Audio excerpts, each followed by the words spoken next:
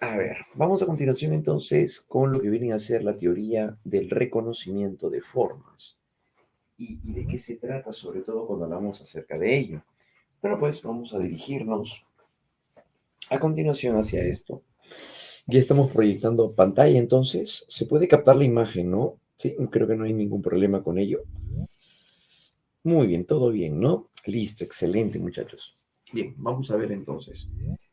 Cuando hablamos acerca de la teoría del reconocimiento de formas, al buscar dar una explicación acerca de cómo se forman las imágenes, cómo es que llegamos a percibir o cómo es que interpretamos lo que estamos captando a través de los sentidos, entonces es ahí donde se presenta esta teoría que nos van a llegar a explicar de qué manera se da.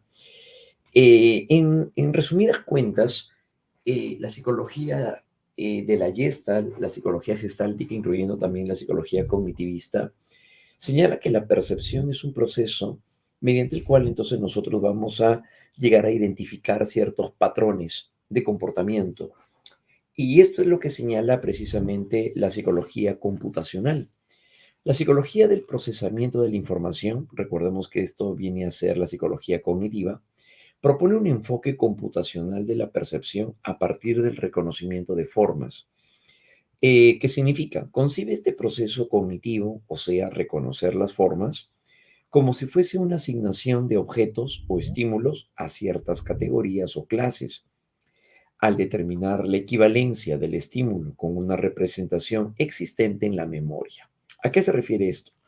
Lo que nos está diciendo es que al momento de llegar a percibir, lo que podemos hacer, o lo que hacemos, mejor dicho, es incluir, es incluir, o por otro lado, es llegar a incorporar cierto contenido que estamos captando del entorno hacia ciertas categorías que previamente hemos formado. Como cuando nosotros decimos, a ver, si decimos animal de cuatro patas que ladra, automáticamente lo primero que puede venir a nuestra mente es que se trataría de un concepto o de una categoría llamado perro. Entonces, al momento de llegar a decir animal de cuatro patas que ladra, estamos señalando simplemente las características, pero sobre la base de algo que previamente existe, sobre la base de lo que previamente hemos formado, que van a llegar a ser entonces una categoría, pues, ¿no? Un concepto en este caso, que sería perro. Cualquier elemento que esté relacionado con estas características lo vamos a percibir entonces de la misma manera. Sí, claro, ¿no? Entonces, no importa el tamaño, no importa la raza, basta con que sea un animal de cuatro patas que ladre, le llamaremos perro. ¿Por qué? Porque previamente hemos formado una representación. Claro, ¿no? Esto que estamos afirmando ahorita es la que más calza con respecto a la teoría de las plantillas que veremos dentro de un momento. Pero es precisamente eso lo que nos está diciendo la teoría de las plantillas. Entonces, de esta manera vamos a darnos cuenta a partir de los siguientes.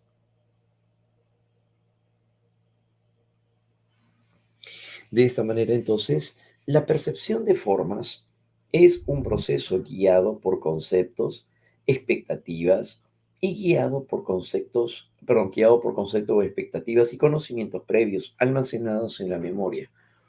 Entonces, de esa manera nos está diciendo que al momento de percibir, lo que nosotros hacemos es llegar a formar ciertas categorías, es construir ciertas representaciones mentales, claro, ¿no? Y es esta justamente la que calza con la teoría computacional.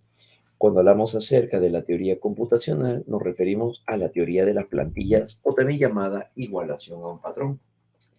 Esta teoría afirma de que existe una plantilla o un molde que construimos en nuestra mente y que es independiente de cada objeto o patrón individual de objetos ya clasificados.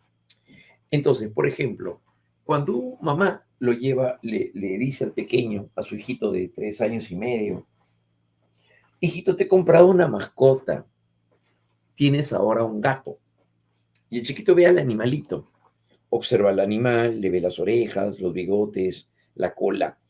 Y mamá le dice, es un gato. Y el pequeño ve al animalito y le dice gato también.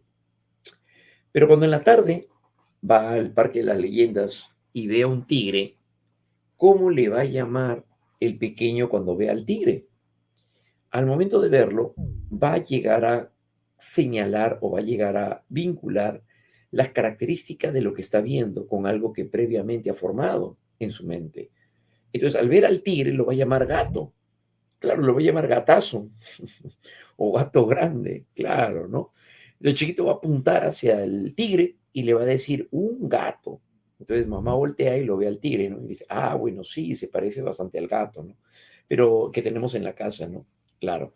Pero ¿por qué justamente el pequeño le llama gato? ¿Por qué lo percibe como gato? Porque tiene las características que previamente el pequeño ha formado en su mente. Entonces, el niñito al ver al gato en su casa ya formó una categoría, ya formó una característica. Al formar una categoría, al construir una categoría, entonces ya formó una plantilla.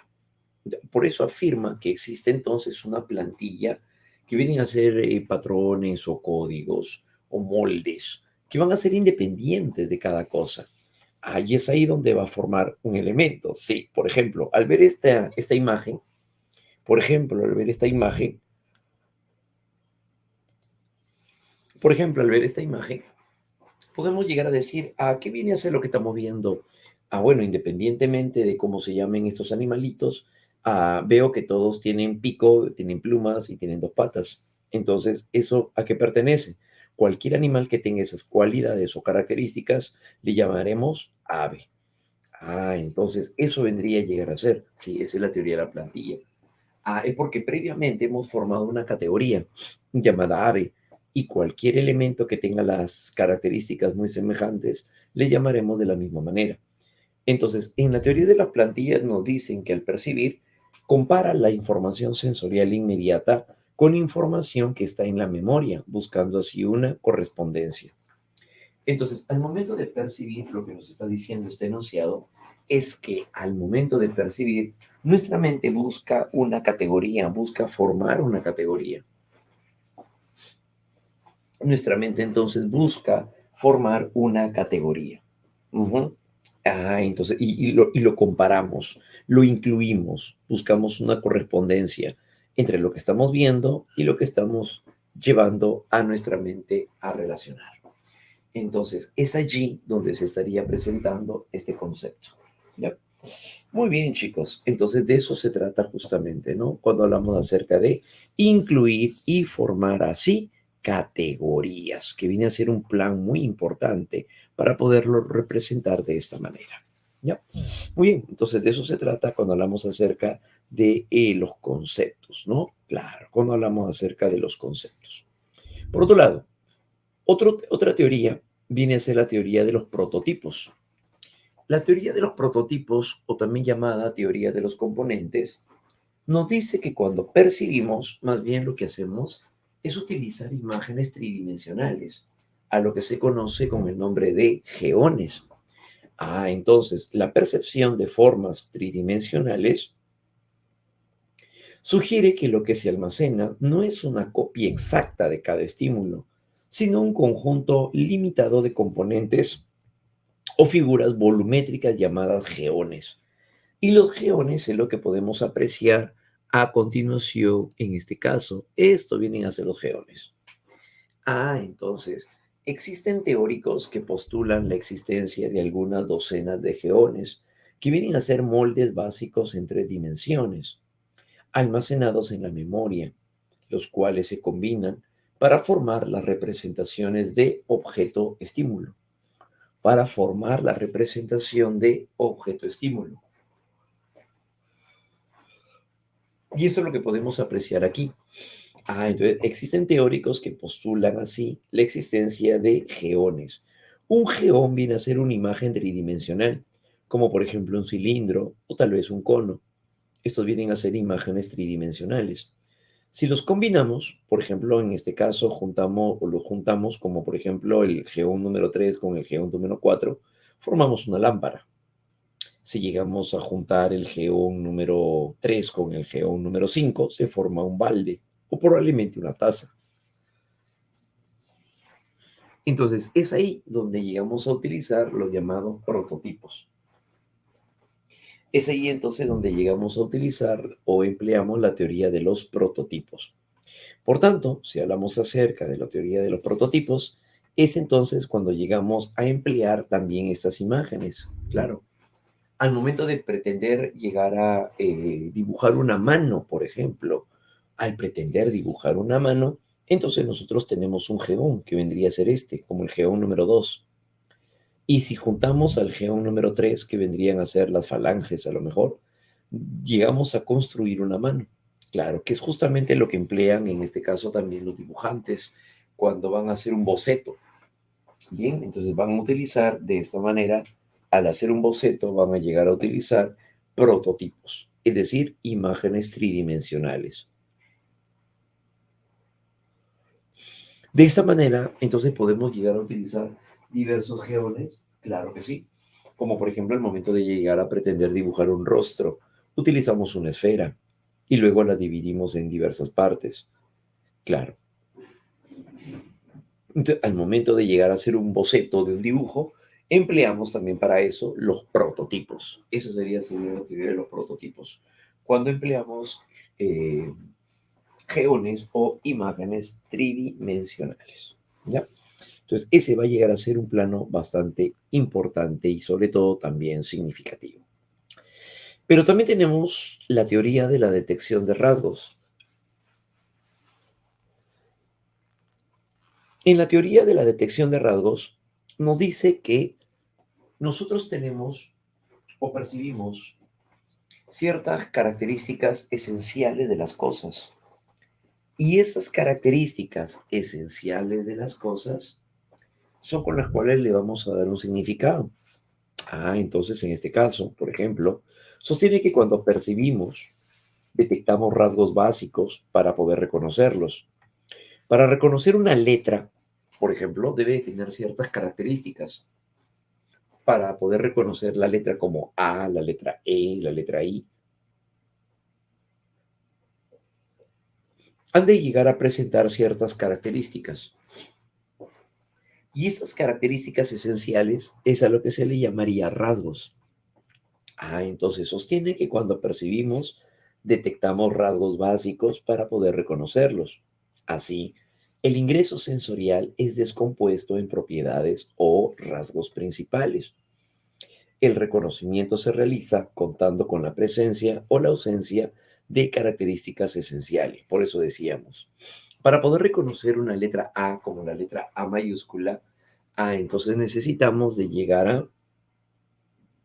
a ver dos líneas que se juntan y una en el medio.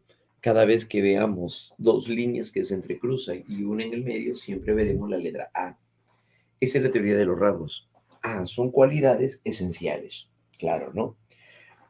Otra situación para entender la teoría de los rasgos o la detección de rasgos o análisis de rasgos.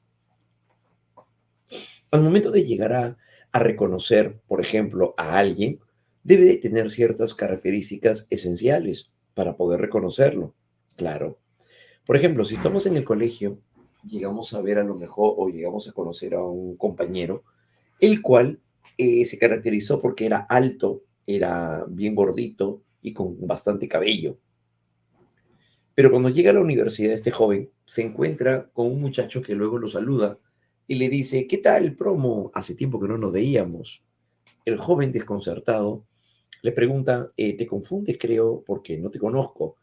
El otro le dice, sí, claro que me conoces, estuvimos estudiando juntos en el colegio. Yo soy Antonio.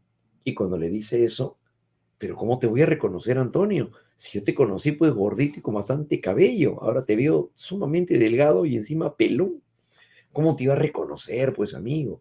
Entonces, en este caso, sucede que como perdió sus cualidades esenciales, no lo va a llegar a reconocer. Claro, ¿no? Entonces, de esa manera, ah, sucede que la persona entonces va a llegar a perder sus cualidades esenciales.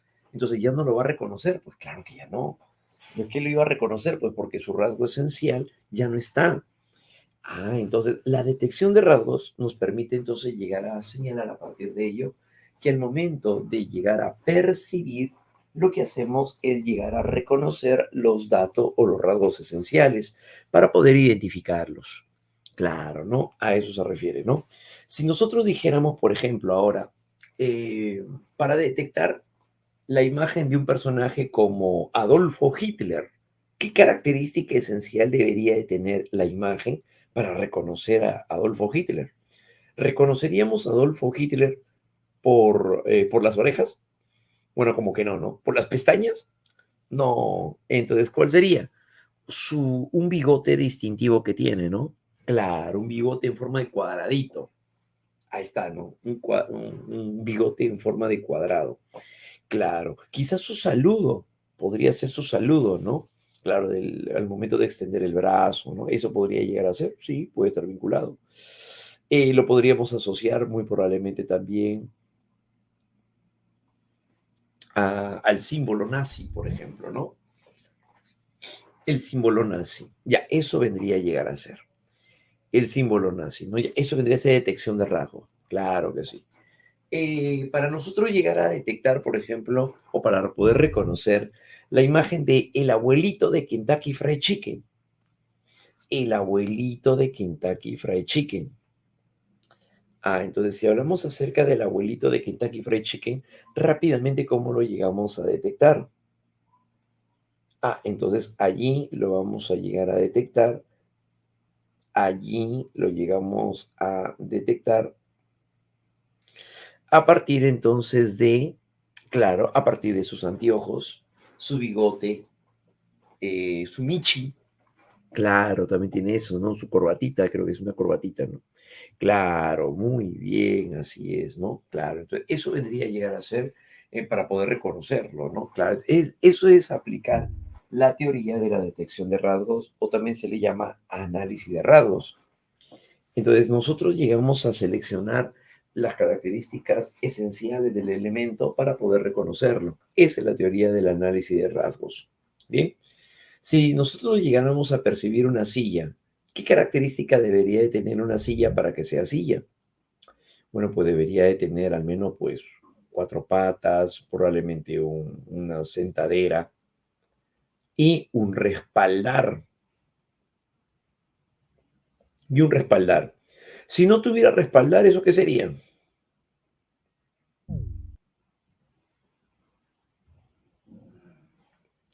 Muy probablemente nos estaríamos relacionando con un banco. Claro, ¿no? Si no tuviera un respaldar, eso sería un banquito, pues, ¿no? Claro, así es. Entonces ya no sería una silla, pues. Entonces tiene que tener un respaldar, entonces, para que sea una silla. Claro, al menos como parte de su característica esencial. Claro, entonces, a eso es a lo que se refiere cuando hablamos acerca del reconocimiento de rasgos. Nosotros llegamos a seleccionar las características de los objetos, los más esenciales y comunes. Claro, ¿no? Para poder identificar entonces así de qué se trata. Pero por supuesto, entonces de eso es a lo que nos referimos. ¿Ya, muchachos? Entonces, esa va a llegar a ser la detección de rasgos. De eso se trata cuando hablamos acerca de la detección de rasgos. ¿Ya? Muy bien, muchachos. Excelente. Ahora, por otro lado, pero cada vez que percibimos, también podemos llegar a presentar una alteración de la percepción. Claro, la percepción de las cosas va a llegar a presentar también ciertas condiciones en donde podemos percibir de manera equivocada. Y es ahí donde hablamos acerca de las ilusiones y de las alucinaciones. Hablamos entonces a continuación sobre las ilusiones y las alucinaciones. Claro, ¿no? Vamos a verlas entonces a continuación. Ajá. Y de qué manera se va a llegar a dar, ¿no? Ahí está. Las ilusiones van a llegar a ser errores de interpretación, en este caso, o también llamadas distorsiones de la realidad. Entonces, son distorsiones o fenómenos en los que el estímulo llega a existir, solo que le damos un significado equivocado. Por ejemplo, esta es una imagen que se encuentra en la meseta de Marcahuasi y parece ver el perfil de una persona, Esta piedra se conoce como el monumento a la humanidad. Las ilusiones van a llegar a ser entonces errores de interpretación, donde el objeto existe. O sea, no se trata de una persona, obviamente, es decir, una roca, pero la roca existe. La roca está frente a nosotros. Entonces es una roca que sí existe y que le podemos dar una interpretación equivocada. Lo mismo sucede, por ejemplo, en Tingomaría. Hay un cerro que se conoce como la Bella Durmiente, ya que llega a tener una imagen, una silueta muy semejante a la de una mujer como si estuviese durmiendo sobre su espalda, ¿no? Entonces, ese vienen a ser las llamadas ilusiones. Entonces, una ilusión va a llegar a ser un error de interpretación en ese caso. Claro, muy bien, Rodrigo. Aquí me hizo recordar lo de la broma de los ascensores. Los dibujos pintados en el suelo, ¿no? Ya, que simulaba un hoyo. Ya, correcto, muy bien, claro, así es. Ya, esa es una ilusión, por ejemplo. Esa es una ilusión. Entonces, las ilusiones vienen a ser errores de interpretación. Claro, ¿no? Donde nosotros le podemos dar un error o le presentamos, perdón, presentamos un error o una equivocación al momento de interpretar. Aquí las ilusiones pueden llegar a ser también objetivas y subjetivas. Las ilusiones objetivas se dan por fenómenos físicos, como por ejemplo la refracción de luz. Claro, ajá. Cuando colocamos una cucharita dentro de un vasito con agua, parece ver como si la cuchara se partiera. Sin embargo, la cuchara no se ha partido. Claro, eso ocurre por un fenómeno físico llamado refracción de luz. Llamado refracción de luz. Es a partir de ello, entonces, donde se estaría mostrando, se estaría presentando esta característica. Sí, esa es la refracción de luz, ¿ya? Un fenómeno físico. Un día caluroso, al momento de salir a la calle, tal vez ustedes se han dado cuenta, parece como si al fondo, hacia el horizonte, estuviera mojada la pista. Sin embargo, sabemos que eso no podría llegar a suceder, ¿no? Claro, pero la pista no está mojada, sin embargo, parece como si lo estuviera. A eso se debe al efecto del calor. Claro, eso se debería más bien por efecto del calor. De esta manera, entonces, hablar acerca de las ilusiones son errores de interpretación. Cuando se debe la ilusión a un fenómeno físico, se llama ilusión objetiva. Claro, ¿no? Como hemos mencionado. Pero si la ilusión se produce por un estado emocional o afectivo como los celos también nos pueden hacer percibir de manera equivocada, los celos, probablemente llegamos a interpretar de manera equivocada por el estado emocional, la expectativa, el miedo. Entonces, estamos frente a una ilusión subjetiva.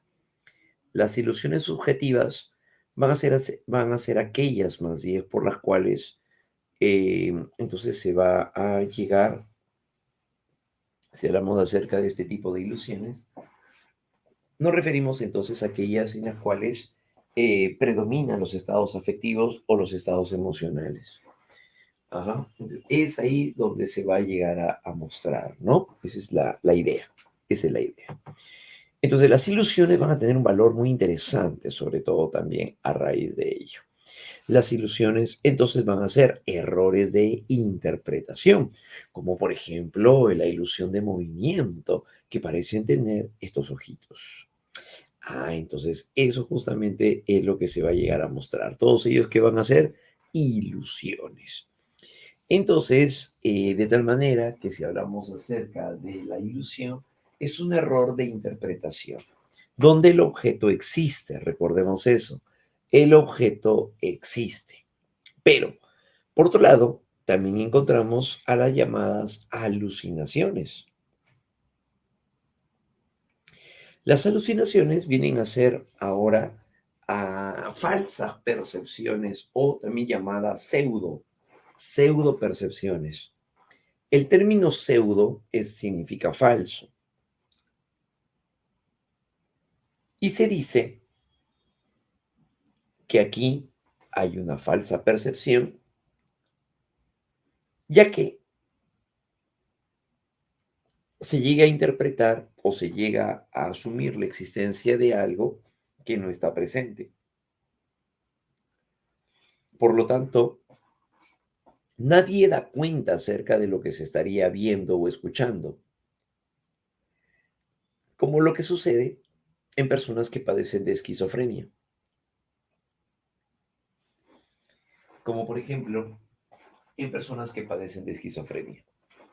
Entonces, al momento de llegar a suceder esto, las personas llegan a formar imágenes de algo que no existe. Una joven que llega a padecer de esquizofrenia puede ver en el centro de su habitación que hay un ataúd y también ve gente que está alrededor del ataúd vestida de negro, cuando en verdad ella vive sola. Entonces, ¿eso qué es? Una alucinación. Entonces, ella afirma la existencia de algo y se convence de que eso existe de forma tan real como si ustedes vieran a alguien a su lado conocido, ¿no? Igual, lo mismo. Entonces llega a formar una imagen de algo que estaría construyéndose internamente, o sea, en la mente, ¿no? Claro, ¿no? Entonces, eso vendría a ser. Perciben entonces algo que en realidad no existe, como por ejemplo escuchar voces o ver a alguien al lado cuando en verdad nadie está allí. Eso sería una alucinación. Entonces, las alucinaciones van a llegar a ser así errores, perdón, falsas percepciones. Las personas con esquizofrenia suelen entonces llegar a tener alucinaciones porque aumentan los niveles de dopamina. También llegan a presentar alucinaciones las personas que consumen sustancias psicoactivas, como el caso de la marihuana. La marihuana es un alucinógeno, la LSD también es un alucinógeno, y lo cual hace que la persona pueda percibir algo que en verdad no existe. Entonces, eso vienen a ser las alucinaciones. ¿Bien? A eso se refiere. Ahora, las alucinaciones pueden también llegar a tener otras causas, como por ejemplo, ¿qué puede generar una alucinación? Los estados de inanición. Es decir, sin comer y sin beber por varios días, las personas comienzan a tener alucinaciones. Eso implicaría una causa, otra causa más. Los estados febriles, cuando la persona llega a tener fiebres muy elevadas, puede llegar a presentar también alucinaciones. Ujú. Eso implicaría las alucinaciones. ¿Ok? Esto también implicaría, ¿no? ¿Correcto, muchachos? Se daría así, ¿no? Estados febriles, entonces, por el consumo de sustancias psicoactivas, estados alterados de la mente como la esquizofrenia.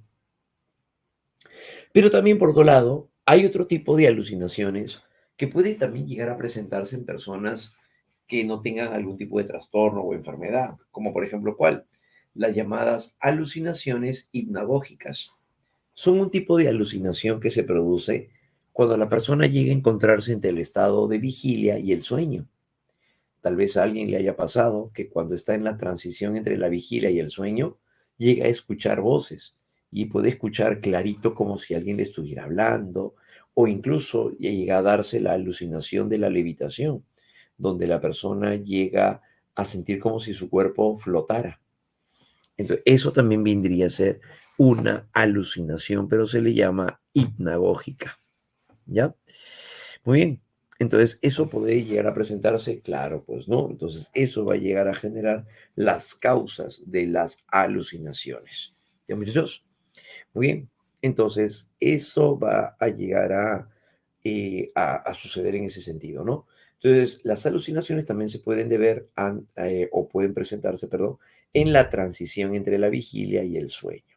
¿Ya, muchachos? Y eso va a llegar a presentar. Entonces, la alucinación entonces no es solamente exclusiva de la persona con trastornos como la esquizofrenia, ¿no? No, puede llevar a darse también en otras condiciones como ya le hemos explicado también. ¿Ya? Muy bien, excelente, ¿no? Claro. ¿Eso genera parálisis del sueño? No, la parálisis del sueño no es una ilusión ni tampoco es una alucinación. La parálisis del sueño sí existe, es real, o sea, la persona no se puede mover, pues. Claro, entonces no es que cree que no puede moverse, no, en verdad no se puede mover. Claro, entonces la parálisis del sueño no es una ilusión ni tampoco es una alucinación, es algo real, claro. ¿Ya? ¿Listo? Muy bien. Entonces, eso es lo que va a llegar a darse en ese sentido, ¿no? Ajá, eso vendría a llegar a suceder. Listo, muy bien. Ajá, en ese sentido, entonces, vendría a presentarse como una alteración, sí, la alucinación, y en algunos otros casos no pertenecerían literalmente a ello, ¿no? Ujú. Eso va a suceder, ¿no? Escucho ruidos que hay en la parte de arriba donde está mi cocina, pero se supone que todos están durmiendo, dice. Ya, muy bien. Entonces, en este caso, ocurre que aquí, dentro del ámbito científico, no entraría a entallar la parte de lo paranormal. No significa que no exista, pero sin embargo, no podemos considerarlo como parte de la ciencia. Claro, ¿no? Es por eso que cuando alguien dice, yo siento que cuando entro a una casa hay una energía pesada, etcétera, ya. Eso uno diría, pues no, eso también es percepción. Científicamente no. ¿Por qué? Porque la percepción solo se da cuando se siente, pero no hay sensación en verdad, pues propiamente dicho. Entonces la persona no estaría presentando lo que se conoce como una percepción extrasensorial. Claro, no, pero eso ya no lo aborda la ciencia, pues, ¿no? Ya no lo abordaría la ciencia psicológica, sino otra rama, bueno, otro ámbito del conocimiento llamado la parapsicología. Claro, ¿no? Y es ahí donde encuentran a los videntes, claro, ¿no? Claro, pero eso ya no es ciencia, pues propiamente dicha, ¿ya? Muy bien, entonces eso, por ejemplo, se llegaría a presentar, ¿no? Entonces, en ese caso, ya no entra a tallar ahí la ciencia, pues, ¿no? Claro, es por eso que cuando una persona llega a practicar, no sé, supongamos el exorcismo, ¿no? Y lo que pasa es que esta persona comienza a hablar en otros idiomas y la persona comienza pues a ver cosas, a leer algo en la pared que no está ahí. Entonces uno diría, pues eso es más que una posesión, es una alucinación, ¿no? Eso lo diría la ciencia. La ciencia diría, pues no está alucinando, ¿no? ¿Por qué? Porque no asumiría la parte de este tipo de eventualidades como parte de la ciencia, pues. Claro. Ajá. ¿Listo? Muy bien. Entonces, eso, por ejemplo, se daría, sobre todo en este caso, ¿no? Así es. Cruz, cruz, que se vaya el diablo y entre Jesús. Eso, chicos. Ya, muy bien. Entonces, eso implicaría la parte de una ilusión y una alucinación. ¿Ya, muchachos? Muy bien. Lo otro sí ya no entra, pues, al campo de la ciencia, pues, ¿no? Propiamente dicho. Muy bien, jovencitos. Entonces, esto es justamente lo que vamos a llegar a encontrarnos en este campo. Ya. Muy bien, muchachos. Bien, como una pieza clave, ¿no? Dentro de lo que hemos podido revisar. Listo, excelente. Muy bien. Dejamos ahí entonces la parte de psicología, muchachos. Dejamos ahí ya la parte de psicología. Y nos centramos ahora hacia la parte de filo, en donde entramos ahora, bien, a la segunda parte, ¿no? Muy bien. A continuación. Dejamos ahí la parte entonces de psicología, ya dejamos la parte, digamos, de las ilusiones o las alucinaciones, para entrar a la parte de filo. Hasta ahí todo claro, ¿verdad? No hay ninguna pregunta, nada de eso entonces. Listo, para poder pasar a la parte de filo entonces, ¿no? Hace que puedan cambiar tu idioma. No, pues en el caso de una alucinación, no que va a cambiar tu idioma. Claro, si no, imagínense, para aprender un idioma nuevo, entonces hay que consumir marihuana, pues. Ya, pues la marihuana te va a hacer crear un nuevo idioma, ¿no? Entonces, para que des tu examen de idiomas, tienes que llegar, pero con marihuana encima ibas a dominar hasta 3 idiomas te van a salir. No, pues, o sea, no podemos decir que las alucinaciones van a provocar los idiomas, pues. Pero sucede que la persona puede llegar a crear o elaborar palabras que parecen como si fueran de un nuevo idioma, ¿no? Claro, así es. Ajá. Para aprender. Por supuesto, así una marihuana recetada, dicen. Porque le recomiendan eso sí genera, ¿qué? Porque le recomiendan, eso sí genera alucinaciones. No, pues lo que pasa es que si es una marihuana llegando a ser medicada o si llegara a ser pues recomendada médicamente, tiene que tener ciertos niveles, pues claro, no significa que porque un pedacito de marihuana, pues la persona llegó a tener cerca. Entonces comienza a alucinar. No, eso va a depender, pues. Claro, o sea, no le van a dar pues un grado de concentración, si queremos llamarlo así, para que pueda favorecer. Eso implicaría lo que es la marihuana en condiciones salubles, de salud, favorece la salud, pero no pues para generar alucinaciones, pues, ¿no? Claro, si no, imagínense, pues no sea que todo aquel que llega a ir al médico y le recomienda pues la marihuana, pues todos van a estar volando y felices. No, no es así.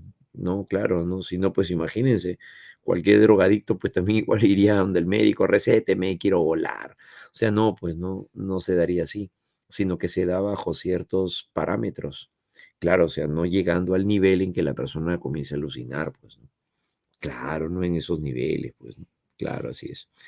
A veces baila solo, bueno, depende, pues, no sé qué le ha gustado su medicamento, a lo mejor también está probando un poco más. Quién sabe, pues, el abuelo tiene ahí debajo de la almohada, tiene su moño. Tal vez, quién sabe, ¿no? Ya el abuelo también, él se está automedicando. Al automedicarse, entonces ahí aparece, ¿no? Claro, así es. Entonces, de tal manera que el abuelito, pues también, ¿no? Puede, tal vez, ¿no? Puede estar consumiendo un poquito más, aparte de su consumo, ¿no? Claro, ¿no? Quién sabe, pues a lo mejor. Y de ser así, bueno, eso sí es posible, ¿ah? Claro, eso sí es posible, ¿no? Dice el abuelito, no, para recuperarme más rápido. De tal manera que el abuelito pues comienza a usar más. Bueno, pues si puede usar otro o consumo o consume aparte, eso sí puede generar alucinaciones, pues porque ya está aumentando la dosis. Claro, ¿no? Pero eso depende, como le digo, ¿no? Depende, pues el médico no va a recetar algo pues para producir alucinación, pues, ¿no? Claro, ¿no? Ajá, directamente me refiero, ¿no? Directamente, ¿ya? Muy bien, así es. Si te invita, no acepte. ¿Cómo te va a invitar? Pues, chico. Pasan el contacto de la sí, pasen el contacto del abuelo. Muy bien, entonces, esa abuela, el abuelo está free. Muy bien. Ah, déjalo feliz al abuelo, dice. Entonces, de tal manera que a la final es, vamos a encontrarnos entonces con esa situación, ¿no? Claro, conocer acerca de la marihuana medicinal, ¿no? Claro, tiene algunas otras propiedades también, pues. Claro, ¿no? Así es, ¿ya? Muy bien. Ajá, soy Jerry's. Muy bien, chicos, seguimos. A ver, continuamos. Y nos vamos ahora con las doctrinas éticas. ¿Qué sucede cuando hablamos acerca de las doctrinas éticas? Bien, cuando hablamos acerca de las doctrinas éticas, vámonos ahora a otro campo. En este caso, vamos a llegar a referirnos a continuación hacia la segunda parte de la ética. A ver, rememorando algunos detalles, ya habíamos visto, ya habíamos señalado que cuando hablamos acerca de la ética se refiere hacia el estudio reflexivo, consiste en el estudio reflexivo, la reflexión acerca de el bien y la moral. Claro, ¿no? Ya habíamos mencionado eso. Pero van a haber teorías que ahora van a comenzar a explicar cómo es que se fundamenta o en qué se fundamenta lo correcto, el bien, cuál es la forma correcta de actuar. Entonces, aquí es donde nos encontramos con las ahora doctrinas éticas. Y vamos a empezar señalando desde la edad antigua, nos vamos con personajes como Pitágoras. Pitágoras de Samos fue un personaje el cual también desarrolló una tesis ética y concebía a continuación lo siguiente. Para la teoría de Pitágoras, en su teoría ética, afirmó que existía vida después de la muerte. A eso se le llamó la creencia órfica. A partir de las creencias órficas, Pitágoras desarrolló una de las primeras reflexiones morales. Asumió dentro de un correcto actuar llevar una vida orientada hacia la actividad intelectual, desvalorando así las banalidades de lo sensible. Claro, Pitágoras creía que como el alma era inmortal, entonces iba a migrar a otro cuerpo.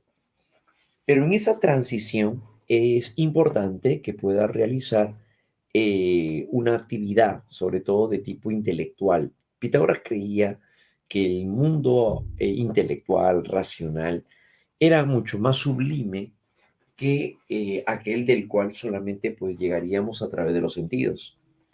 Entonces no se trata de poder llegar a capturar información a través de los sentidos para solamente asumirlo como verdad, sino que la forma correcta de actuar es llegar a reflexionar, cuestionar y de esa manera enfocarnos o dirigirnos hacia el ámbito ético. Bien, de esa manera, ¿no? Por esta razón, presentaron entonces los pitagóricos una disposición hacia hablar de la sencillez al momento de hablar, al momento de vestir y al momento de comer. Porque lo que buscaban los pitagóricos era llevar una forma de comportamiento en la que la forma de actuar bien era en base hacia la parte intelectual.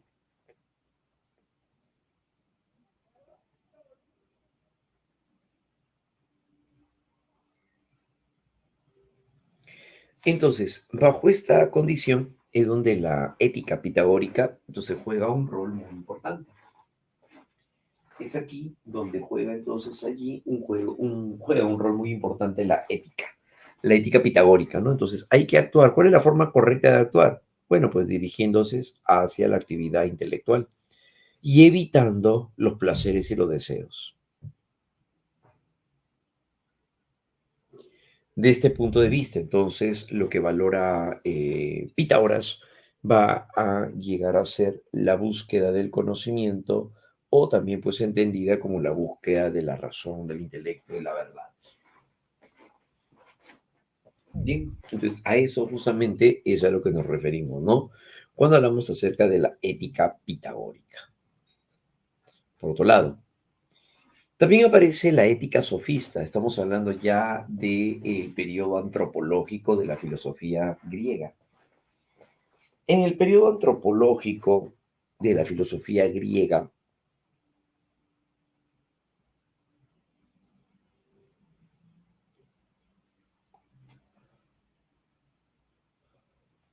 en el periodo antropológico de la filosofía griega, nos vamos ahora a ver representados en cuanto a la ética sofística, vamos por ese lado, señalaría lo siguiente en la ética sofista, ¿no? Hacia el siglo V antes de Cristo, los sofistas se mostraron escépticos frente a los sistemas morales, asumiendo que estas normas solo procedían de un convencionalismo. ¿Qué significa? Para los sofistas, la ética va a llegar a ser relativa. Lo que para algún lugar puede llegar a ser considerado como bueno, decían ellos, en otro es considerado como algo malo. Entonces, la idea del bien y del mal estarían establecidos a partir de convencionalismos.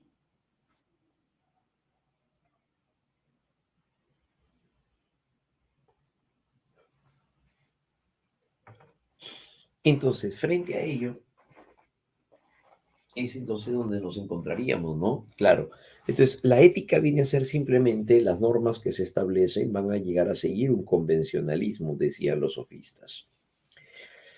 Protágoras de Abdera, Protágoras, que recordemos viene a ser uno de los máximos sofistas, enseñó que el juicio humano es subjetivo y que la forma particular de ver las cosas asumía una validez según cada quien.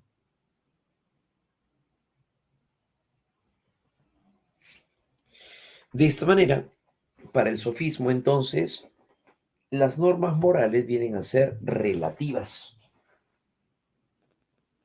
van a ser relativas.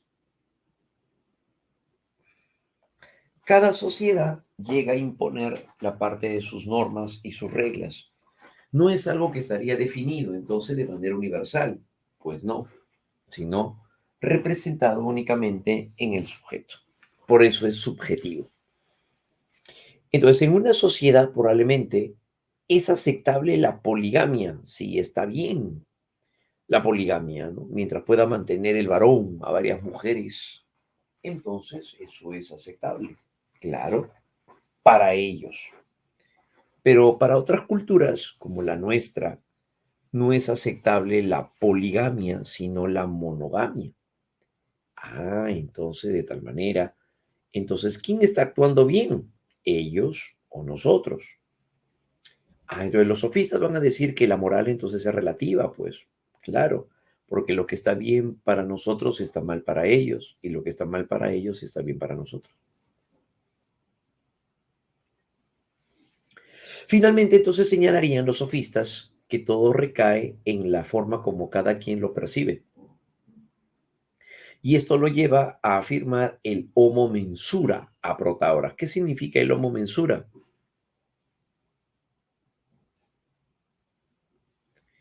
En el caso del homo mensura significa el hombre es la medida, el hombre es la medida de todas las cosas, claro, de las que son en tanto que son y de las que no son en tanto que no son. Entonces, eso va a llegar a ser en cuanto a la ética sofista, como habíamos dicho. Al decir que el hombre es la medida de todas las cosas, a eso se le llama el homo mensura. El hombre es la medida de todas las cosas. Entonces, los sofistas llegaron a asumir que al momento en el cual se llegan a presentar las normas morales, todo sigue un, todo sigue un convencionalismo. Por lo tanto, no podemos asumir que las cosas sean reales de manera absoluta, ya que, como dijimos entonces, todo es un convencionalismo. ¿Ya? Muy bien. Entonces, en este caso es allí donde vamos a llegar a encontrarnos con esas condiciones. Claro, ¿no? Entonces, la ética sofista va a estar expresado, va a estar representado en este campo. Esa es la ética sofista. Eso va a llegar a ser entonces en este apartado la ética sofista. ¿Qué debemos de hacer? Aceptar, o mejor dicho, en este caso, en el homo mensura es llegar a identificar que todo está representado por cada quien. El bien, lo que consideramos como algo bueno o no, va a depender de esas condiciones.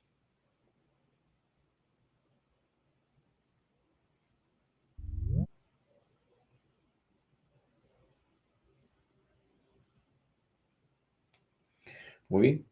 Entonces, ese va a llegar a ser a continuación el plano entonces más significativo. Ese va a llegar a ser entonces, como dijimos, el plano más significativo. Muy bien, chicos. Entonces, de esa manera es como nos presentamos. ¿Ya? ¿Listo? Excelente, muchachos. Eso vendría a ser entonces, ¿no? El hombre la medida de todas las cosas. Efectivamente. A eso se refiere entonces con el homo mensura de Protágoras. Muy bien. Toda moral, toda condición moral, entonces es simplemente una producción subjetiva. Va a llegar a ser así una producción subjetiva. Pero quien va a estar en contra de eso y va a decir, no es posible que eso ocurra así, va a ser el gran Sócrates. Sócrates le da un gran valor a un concepto griego que viene a ser la virtud, que va a llegar a ser entonces así la virtud. Sócrates es considerado padre de la ética y desarrolló el concepto de el intelectualismo moral.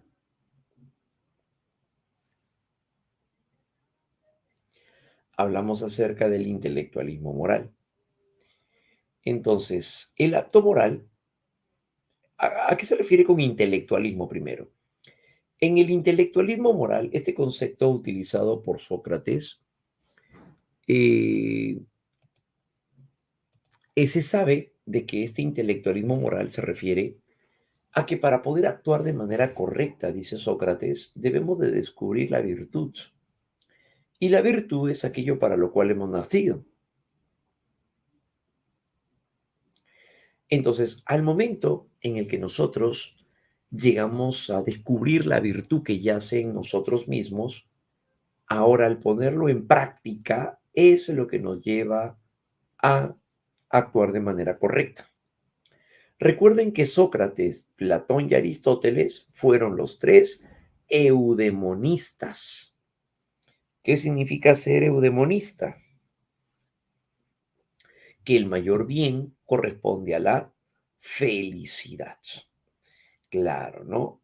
Entonces, a eso es a lo que se refiere entonces Sócrates. Los tres van a llegar a ser eudemonistas. Por supuesto, muy bien. El mayor bien, claro, sería, en este caso, sería la felicidad. Muy bien, ese sería la de el eudemonismo, ¿no? De Sócrates. Claro, ¿no? Muy bien. Excelente, muchachos. Claro que sí. Entonces, teniendo en cuenta esto, Sócrates decía en su intelectualismo moral que para poder actuar de manera correcta, que para poder actuar de manera correcta,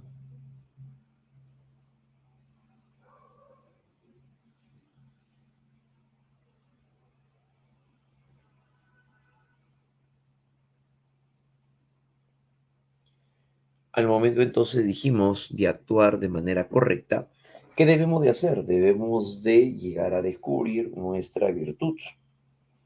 La virtud es aquello para lo cual hemos nacido, es lo que va a llegar a decir Sócrates, ¿no? Que es aquello para lo cual hemos nacido. Cada quien ha nacido para algún tipo de función, para algo. Claro, ¿no? ¿Qué actividad es la que nosotros podemos realizar o llevar a cabo? Entonces, ¿a eso se refiere? Sí, claro que sí. A eso se refiere cuando hablamos acerca de la ética de Sócrates. Entonces, todos hemos nacido para algo. Lo importante es que podamos llegar a descubrirlo. ¿Y eso por qué? Porque la virtud es conocimiento. Por ejemplo, antes de dedicarse a la gastronomía, Gastón Acurio, perdón, ¿qué llegó a hacer o qué llegó a estudiar antes de dedicarse a la gastronomía? Gastón Acurio se dedicó al derecho, estudió derecho inicialmente, hasta que luego llegó a descubrir su vocación, que era precisamente el llegar a llevar una vida pues basada más bien en el arte culinario, ¿no? Por supuesto, en el arte culinario. Entonces Sócrates va a decir, Gastón Acurio, por lo tanto, llegó a dedicarse al derecho, pero no descubrió que lo suyo era, o su vocación, que era la gastronomía. Entonces, mientras él comenzaba a dedicarse a algo para lo cual no había nacido, entonces estaba actuando mal. ¿Por qué? Porque la virtud es conocimiento y al actuar ajeno a la virtud es actuar por ignorancia. Sócrates creía que las personas no podríamos actuar mal a sabiendas, sino que actuamos mal por ignorancia, por falta de conocimiento de la virtud. Entonces Gastón Acurio estaba haciendo mal al momento de llegar a dedicarse a aquello para lo cual no ha nacido, efectivamente. Entonces la falta del conocimiento de la virtud lo lleva a actuar de manera equivocada. Claro, ese es el planteamiento de Sócrates. Es por ello entonces que, ¿qué debemos de hacer? Debemos de descubrir nuestra virtud. ¿Y cómo lo hacemos? A través de la razón. Por eso se llama intelectualismo moral, porque es a través del intelecto, es a través de la razón, en donde el hombre descubre la virtud que yace en el ser de cada uno. Por supuesto. Entonces de tal manera que nadie me va a decir cuál es mi virtud. No, tú tienes que descubrirla, porque esa verdad está en ti. ¿Se acuerdan de la frase? Conócete a ti mismo. La frase socrática del conócete a ti mismo es justamente, bueno, es una expresión que lo toma del templo del dios Apolo, pero del cual hace alusión también el accionar y la actividad de la investigación en Sócrates. Claro, ¿no? El acto moral se fundamenta en la práctica de la virtud, que es el arete, el cual es conocimiento innato y que yace en el ser de cada uno, el mismo que solo puede ser descubierto por la razón o el intelecto. Por eso se llama intelectualismo moral, porque actuamos de manera correcta al momento de descubrir la virtud que yace en el ser de cada uno. Entonces, eso es lo que va a llegar a darse dentro de la llamada ética socrática. Muy bien. Y eso, por lo tanto, pertenecerá así a la ética socrática. Muy bien, seguimos avanzando. Entonces, no basta con descubrir la virtud, no, hay que ponerla en práctica.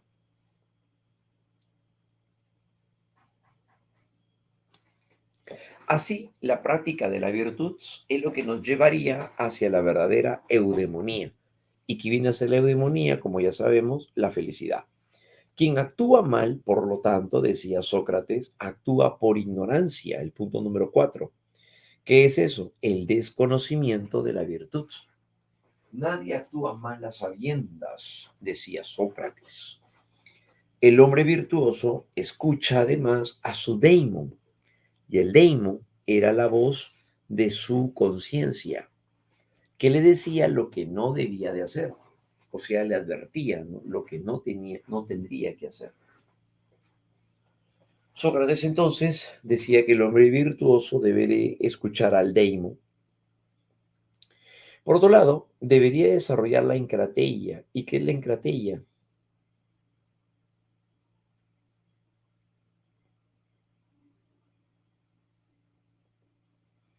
La encrateia se entiende así como el autodominio.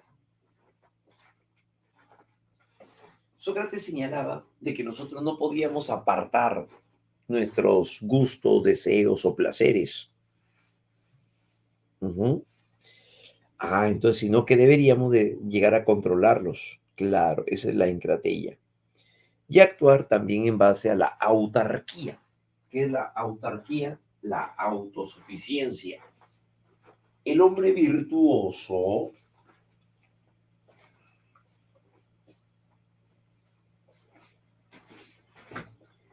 entonces así el hombre virtuoso va a llegar a ser capaz de poder llegar a eh, controlar sus impulsos y también gobernarse a sí mismo. A eso se le llama autarquía.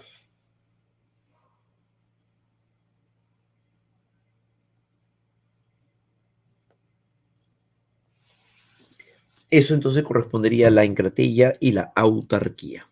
¿Ya? Muy bien. La dificultad de la acratella. Ya. Claro, no hay control. Ahí es donde no hay control. Claro, ¿no? Y la persona se sumerge entonces a los placeres y los deseos. Pero la virtud vinculada a la encratella, ¿no?, que vendría a ser el controlar los placeres, los deseos. Claro, entonces todo eso calza con la persona virtuosa, según Sócrates. Bien, entonces a eso se refiere, ¿no? Cuando hablamos acerca de la autarquía, esto se entiende como la autosuficiencia. Autosuficiencia. Por lo tanto, el hombre solo se vale o se basta a sí mismo. Solo le basta ser quien es. Eso se llama autarquía.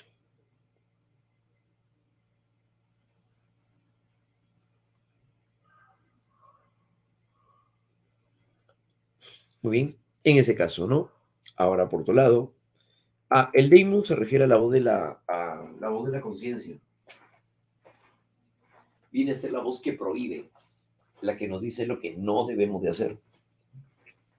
Claro, ese es el daemon, ¿no?, que vendría a ser en sí la voz de la conciencia, en términos socráticos.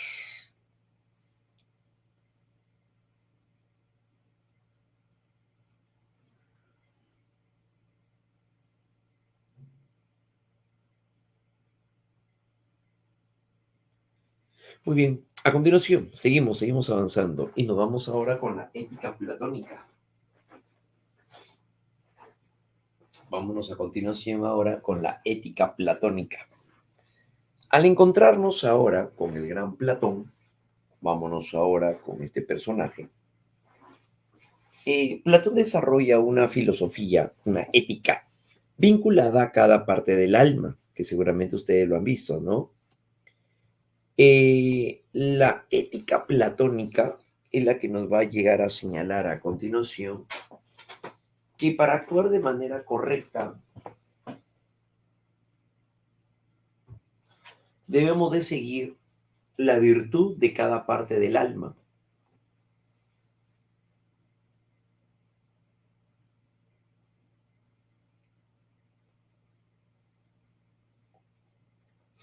Y en este caso, entonces, Platón también desarrolla la eudemonía.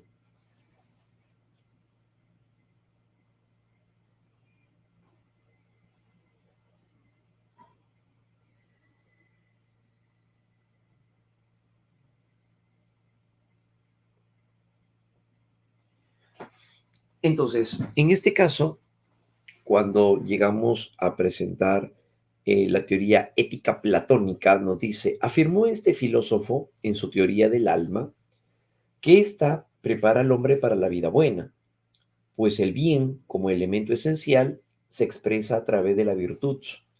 Señalando así, cada parte del alma se asocia a una virtud en particular. Entonces, mientras que Sócrates señalaba una virtud en general, Platón va más allá de eso, pretende ir más allá de su maestro, y consideraba que la virtud estaba relacionada más bien a tres formas especiales según cada parte del alma. Nos referimos entonces, en este caso, bueno, este es el mito del carro alado, que esa es una representación, pero esta es la parte que nos interesa. A el alma racional, el alma irascible y el alma concupiscible. Claro. El alma racional tiene como virtud la prudencia, significa pensar antes de actuar, o también llamada sabiduría. Por ejemplo, al momento de elegir entre ir a la playa con unos amigos y quedarte en un seminario del curso más complicado que tengas para aprender. Ya, eso, por ejemplo, ¿qué harías? Optarías por el seminario, ¿verdad? Claro. En cambio, eh, la persona que no llega a actuar de manera prudente se centra únicamente en los placeres y en los deseos. Y eso no lo lleva a actuar de manera correcta. Y eso no lo llevaría a actuar de manera correcta. ¿Ya? Entonces Platón nos dice por ese lado, ¿no? Que debemos de actuar en base a la prudencia, que es pensar antes de actuar. El alma irascible está en el pecho. La virtud es la fortaleza y la valentía. Fortaleza y valentía. Y en el alma concupiscible es donde encontramos ahora a la templanza y a la moderación. Templanza y la moderación. ¿Qué significa? El alma concupiscible está en el abdomen, ahí es donde se presentan los placeres y los deseos. En la persona virtuosa debería de llegar a presentar también la templanza y la moderación. Entonces cada parte del alma va a tener una virtud. Cada parte del alma tiene una virtud. Y si juntamos las tres virtudes, ¿qué formamos? La justicia. Asumió que la armonía entre estas tres virtudes recaía sobre la justicia, cuando cada parte del alma cumple con su tarea apropiada. Entonces, ¿qué pasaría si llegamos a actuar de forma prudente, de forma valiente y con templanza o moderación de los placeres? Actuamos de manera justa y sólo así se llega a ser feliz. Por lo tanto, la persona justa, cuya vida está guiada por este orden, es, por lo tanto, una persona buena. Claro, ¿no? Entonces, el bien va a estar en función ahora a la justicia. Actuar de manera justa viene a ser actuar mediante las virtudes del alma, la prudencia, la valentía y la templanza. ¿Sí? ¿Se entiende entonces, chicos? Eso vendría a ser la ética para Platón. Recuerden que eso también sigue siendo eudemonía. Sócrates, Platón y Aristóteles, los tres son eudemonistas, solo que ellos entienden qué es ser feliz de manera distinta, pero los tres son eudemonistas. Entonces, bajo esta apreciación para Platón, entonces actuar de manera correcta es actuar de forma justa. Y actuar de forma justa se refiere a actuar con prudencia, fortaleza y templanza. ¿Ya? Eso es lo que va a suceder, ¿no? Muy bien, todos son tipos de alma o parte del alma, ¿no? Alma racional está en la cabeza, el alma irascible está en el pecho y el alma concupiscible está en el abdomen, que es donde se experimentaría o se presentaría los placeres y los deseos. Solo que controlar los placeres y los deseos se haría a través de la templanza o de la moderación. Muy bien. Entonces, a eso es a lo que se refiere justamente, ¿no? Entonces, todo esto va a llegar a ser la apreciación del gran Platón, ¿no? Platón es el que se va a señalar eso. Tenga muy presente esta parte de alma racional, irascible y concupiscible, porque también nos va a servir cuando veamos ética política, o mejor dicho, filosofía política, y vemos al pensamiento platónico. Claro, porque la organización social de Platón tiene que ver con las partes del alma y la ética.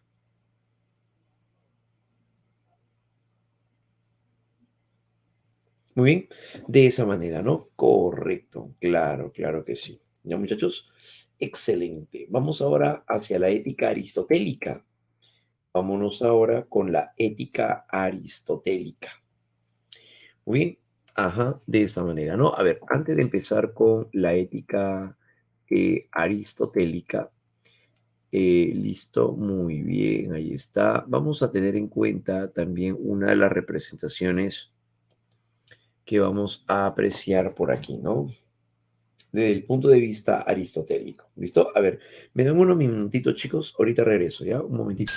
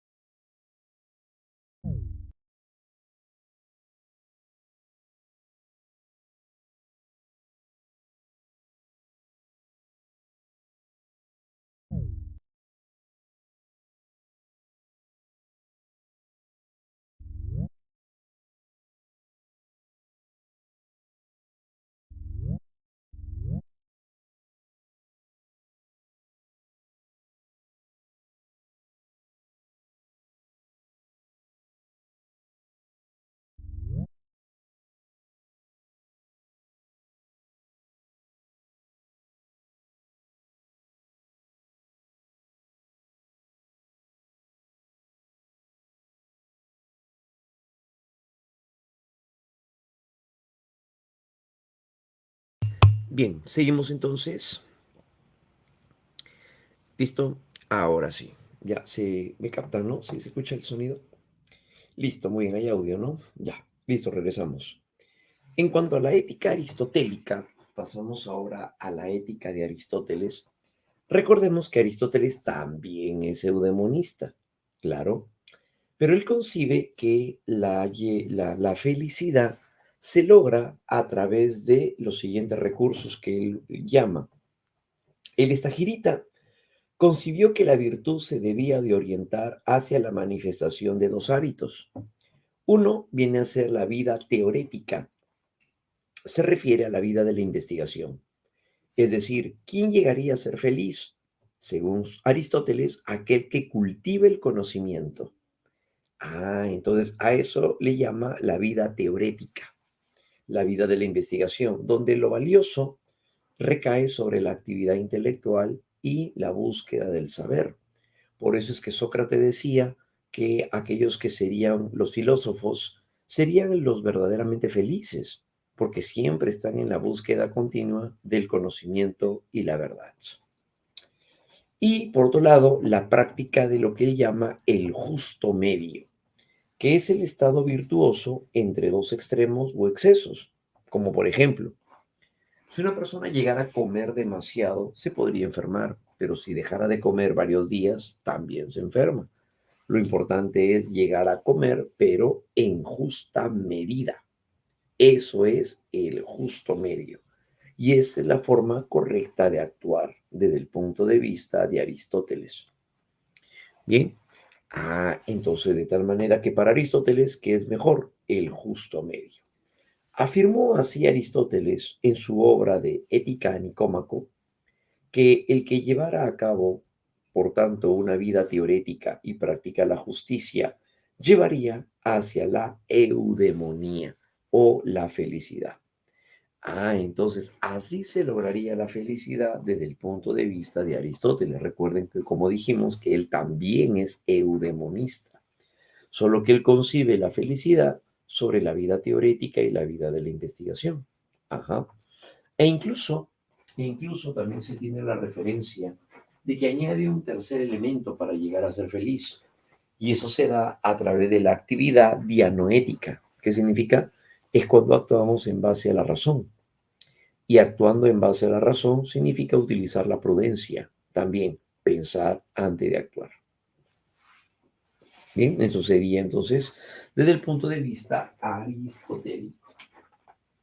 Todo ello, entonces, pero desde el punto de vista, dijimos, aristotélico. ¿Ya? Muy bien, esa es la ética entonces aristotélica, ¿no? Muy bien, los tres, recordemos, van a llegar a ser, por lo tanto, eudemonistas.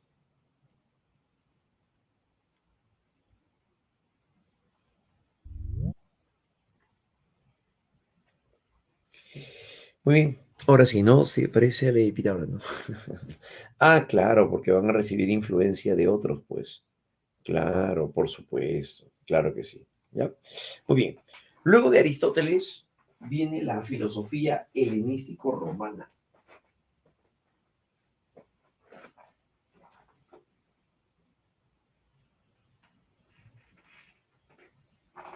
Y si hablamos acerca de la filosofía helenístico-romana, es donde encontramos los cínicos, por ejemplo, ¿no? La escuela cínica. Claro, ¿no? Aquí están. Los cínicos eran personajes que llegaban a vivir en base a lo indispensable, no buscaban las riquezas ni la aprobación social. Los cínicos como Antístenes, pero sobre todo Diógenes de Sinope, este es el más representativo de los cínicos,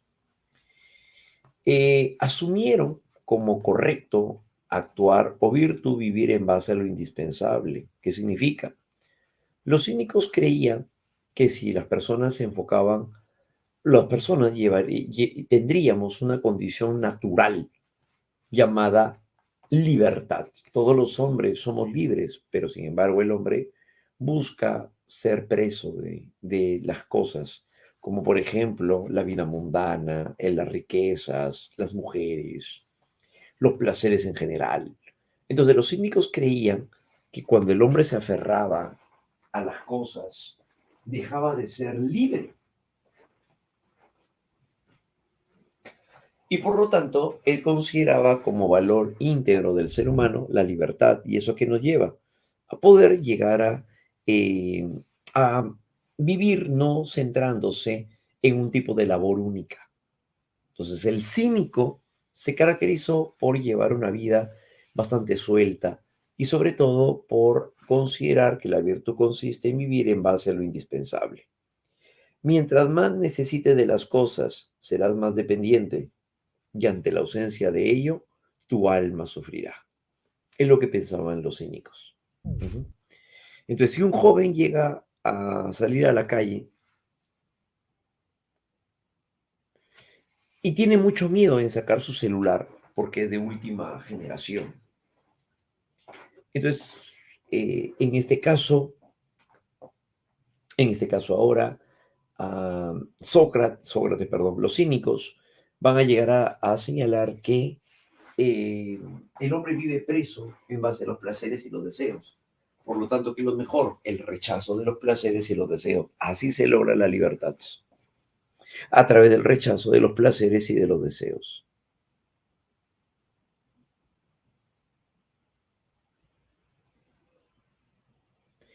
Muy bien, por eso rechazaron con ello todo tipo de placeres.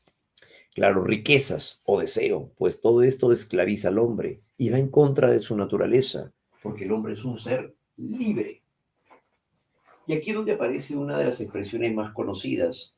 Se acordarán de Diógenes y el encuentro con Alejandro Magno. Cuentan que al momento en el cual desembarca Alejandro Magno y se acerca a Grecia, en las costas del mar Egeo, encuentra a un Diógenes descansando. Y luego Alejandro Magno le pregunta, porque conoció sobre su fama, y le dice: ¿qué puedo hacer por ti? ¿Qué puedes decirme, oh Diógenes?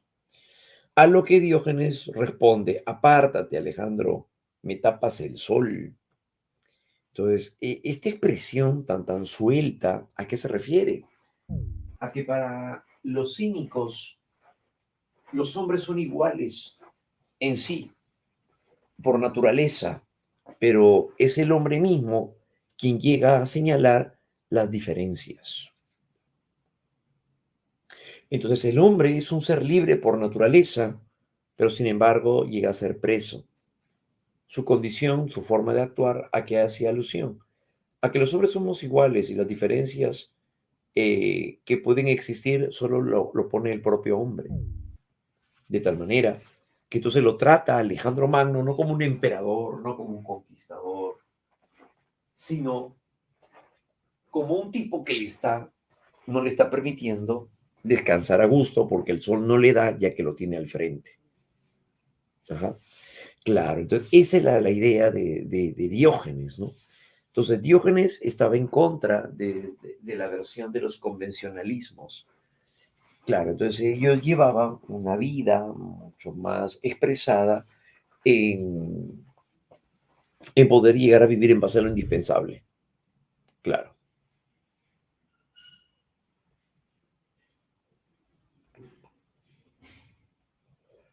Así entonces llevar una vida indispensable, llevar una vida orientada, enfocada hacia ello, es a lo que lo va a llegar a disponer. ¿Ya? Entonces, a eso justamente es ahora a lo que nos referimos. Muy bien, entonces, esa es la ética cínica. Esa es la ética cínica. Entonces, ¿cómo deberíamos de actuar para actuar bien? Según los cínicos, vivir en base a lo indispensable. Claro. No aferrándose a las riquezas ni a los placeres porque eso aprisiona al hombre. Así llegaríamos a actuar de manera correcta. Eso va a suceder. Entonces, de tal manera que ahorrar y a las finales no poder disfrutar de lo que uno ahorra se convierte en un absurdo. Desde el punto de vista de Diógenes, sí.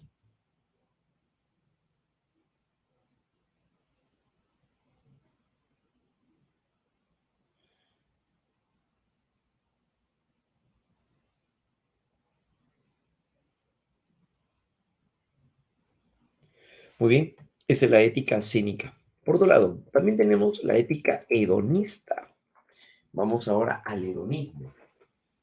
Ahora, en cuanto al hedonismo, vamos a encontrar otras figuras, como la de Aristipo de Cirene y Epicuro de Samos. Los hedonistas como Aristipo de Cirene y Epicuro de Samos concibieron que la virtud yace en vivir en base al placer, claro que con significados distintos. ¿Qué significa? El hedonismo significa basarse en el placer. Eso es el hedonismo.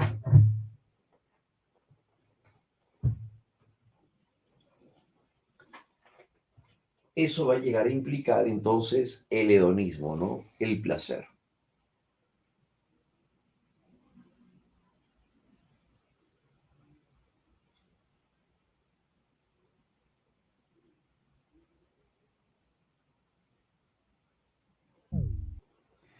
En esta condición, Aristipo asumió que la felicidad se alcanzaría mediante el placer sensorial. ¿El placer en qué? El placer en el comer, el placer en el beber, pero con control. Ah, listo. Y deberíamos desarrollar el autocontrol para no actuar mal. Claro. ¿Qué significa? Para Aristipo de Cirene, no podemos dejar de lado los placeres y, y los placeres sensoriales, como lo pretendía señalar el cinismo. Los cínicos rechazan los placeres. Entonces viene Aristipo y dice, no, esa es una exageración. ¿Por qué? Porque no podríamos llegar a alejarnos de aquello que estamos inmersos continuamente. Entonces el hombre está inmerso a los placeres todos los días. No podemos destacar, no podemos dejar de estar frente a ello.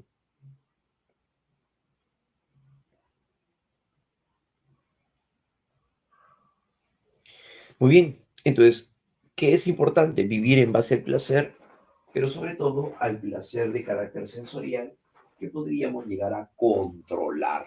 Ese es un aspecto muy importante a tener aquí. El poder llegar a controlar. ¿Ya? Un detalle entonces muy significativo. Pero por otro lado, en la ética hedonista, seguimos con la ética hedonista en relación hacia la ética hedonista. Para Epicuro, por otro lado, el placer sensorial es efímero, claro, es pasajero. Entonces, si criticando ahora a Aristipo, ¿no? Entonces, ¿cómo vamos a buscar un placer que sea tan rápido de satisfacer y se nos va? Entonces, vivir en base a al placer y los deseos no nos lleva, así tengamos autocontrol, al verdadero placer. ¿Por qué? Porque es efímero, porque es pasajero. Necesitamos entonces de algo que sea mucho más sostenible en el tiempo. Entonces, por eso, para Epicuro, por otro lado, el placer sensorial es efímero y por lo tanto se debía de buscar un placer más duradero y estable como lo que viene a ser el placer espiritual, basado en el perderle miedo, por ejemplo, a los dioses o a la muerte. Esa es parte del placer espiritual, logrando de esta manera la ataraxia. ¿Y qué viene a ser la ataraxia? La llamada tranquilidad del alma. Cuando se habla acerca de la ataraxia es la tranquilidad del alma. Eso nos estaría diciendo de que nuestra alma se encontraría imperturbable, tranquila. El alma se entiende o se define como la imperturbabilidad del alma. Por lo tanto, el alma no sufre.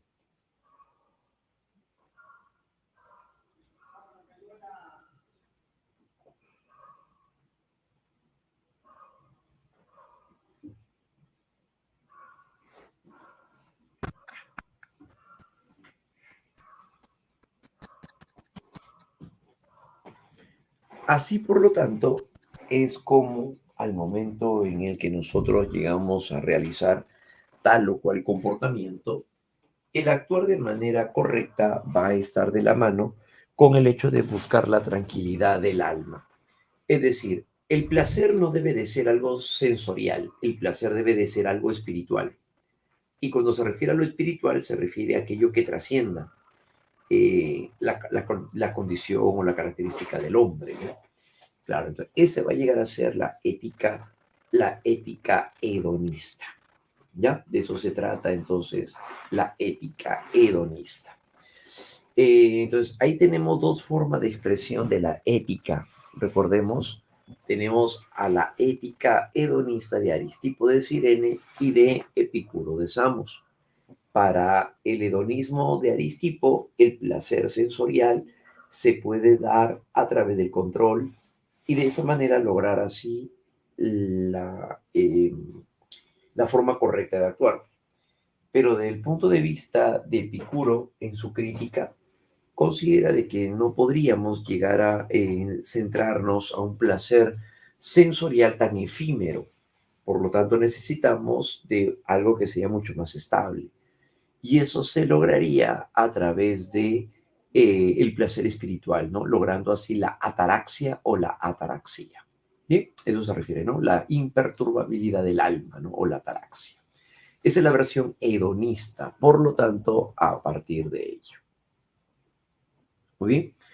Entonces, para poder lograr la forma placentera o la versión hedonista, solo se lograría a través de esta forma de control que va a llegar a tener, por cierto, el hombre. ¿Ya?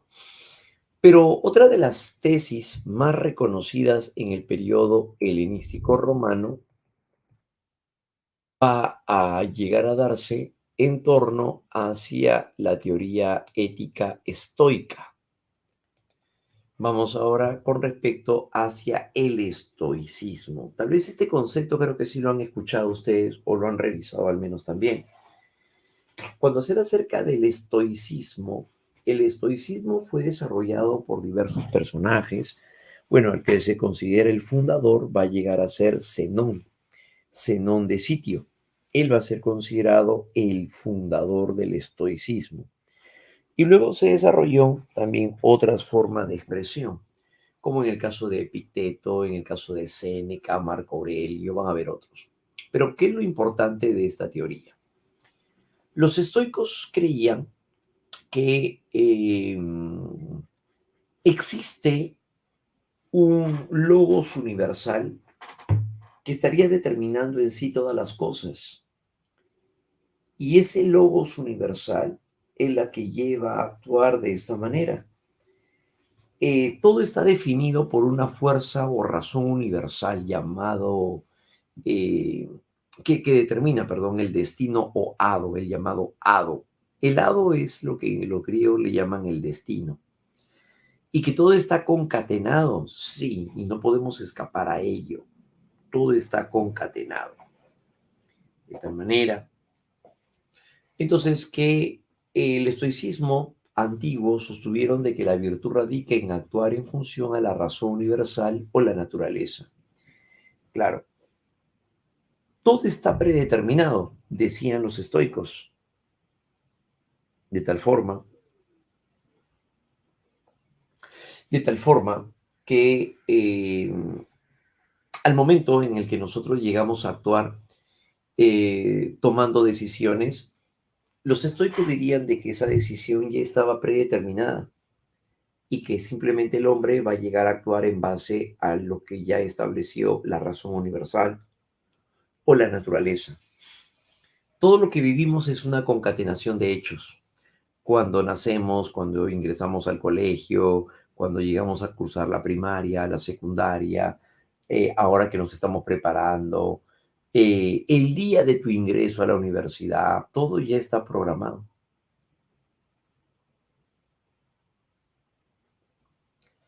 Y en este caso, entonces no podemos hacer nada frente a lo que propone, que es el destino. El destino viene a ser la determinación de hechos que ya están predeterminados y no podemos hacer nada frente a ellos, solo aceptar con resignación las cosas como son y no como quisiéramos que sea.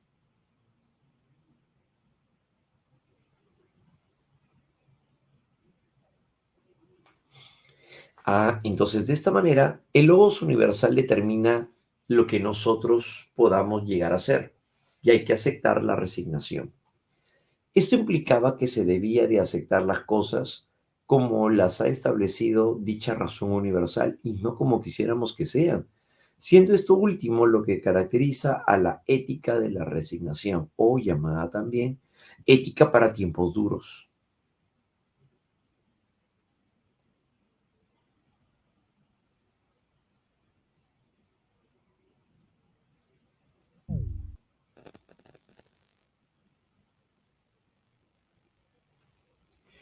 Entonces, de esta manera, cuando nos dicen la ética de la resignación, ¿a qué se refieren? A que hay que aceptar las cosas como son y no como quisiéramos que sean. Porque el esperanzarnos en que las cosas puedan llegar a ser distintas y no llega, entonces nuestra alma sufriría. Algo muy parecido como cuando se desencadena la pandemia y nos decían dentro de 15 días ya vamos a salir, no, dentro de otros 15 días más, no, dentro de un mes. Y a la final, si no aceptamos que no hay una fecha próxima, entonces finalmente vamos a presentar el dolor y el sufrimiento. Entonces, ¿qué nos queda? Tenemos que aceptar con resignación, porque la falsa esperanza genera dolor y sufrimiento. Claro. Entonces, los estoicos por eso decían ética de la resignación o llamada ética para tiempos duros. Debemos de aceptar las cosas como son y no como quisiéramos que sean. Por eso es llevar una vida estoica. A eso se refiere. Ética de la resignación. Desde el punto de vista de San Agustín, este personaje le da un gran valor, sobre todo, hacia las escrituras cristianas, considerando que la forma más elevada del bien es actuando en base a los designios de Dios, y para eso se tiene las sagradas escrituras. Entonces de esta manera implica que solo alcanzaremos la verdadera felicidad si logramos contemplar a Dios. Claro, ¿no? Para San Agustín, Dios ha creado al hombre con la capacidad para poder elegir entre el bien y el mal, el llamado libre albedrío. Claro, muy bien, así es, ¿no? Eso vendría a ser. Este último espectro, entonces, representa un don especial dado por Dios, pues supone de que éste nos ha creado a su imagen y semejanza y gozamos de libertad como Él, lo cual nos hace más dignos que cualquier otro ser. Claro, ¿no? Entonces, a eso se refiere, ¿no? Ujú. Entonces, implicaría esa condición. El hecho de que el hombre posee libre albedrío implica de que es moralmente responsable también de sus propias acciones. Claro, ¿no? El mal es la ausencia del bien, ¿no? Ese es algo de lo que afirmó también San Agustín, ¿no? Al final el mal no existiría. Lo que es el mal solo es la ausencia del bien, ¿no? Una afirmación de San Agustín que va a llegar a calzar, obviamente, de una manera muy significativa en este desarrollo ético. ¿Sí? Pero por otro lado, también tenemos la ética kantiana o también llamada ética formal. Esta parte de la ética, esta parte de la expresión de la ética kantiana, viene a ser bastante interesante, sobre todo porque llega a establecer lo que vendría a darse como la moral heterónoma y la moral autónoma. Para Kant, una moral heterónoma es una moral condicionada. Como por ejemplo, yo te ayudo con el curso de matemáticas si es que tú me ayudas con idiomas. Entonces, ¿eso qué implicaría? Eso se llama imperativo hipotético. El imperativo hipotético de Kant se refiere a que al momento en el cual condicionamos una acción. Entonces, hoy por mí, mañana perdón, hoy por ti, mañana por mí. Favor con favor se paga. Si yo te ayudo, tú me ayudas. Eso se llama imperativo hipotético. El imperativo hipotético es una moral condicionada, la cual reflejaría una manera inadecuada de acción, según Kant. Incluso también que está ahí los mandatos religiosos. Yo no seré infiel porque siempre hay un Dios que todo lo ve y me puede castigar. Kant diría, la persona actúa por miedo entonces a Dios y no por lo que es en sí mismo actuar de forma fiel. Entonces, ¿eso qué es imperativo hipotético? Asumió entonces la existencia de dos tipos de moral, la moral autónoma y la heterónoma, siendo la autónoma la que se rige en los mandatos no condicionados socialmente, a lo que denominó el imperativo categórico para la moral autónoma, pero la moral heterónoma estuvo regida por el imperativo hipotético. Entonces Kant dice, hay que actuar, pero en base al deber. Y es ahí donde viene el concepto de la deontología, donde el término deonto significa deber. Entonces, bajo esta forma de ver las cosas, Kant dice, la moral real es una moral que no está siendo condicionada, sino que la persona actúa en base a lo que su conciencia le dicta obrar de manera correcta por la conciencia moral.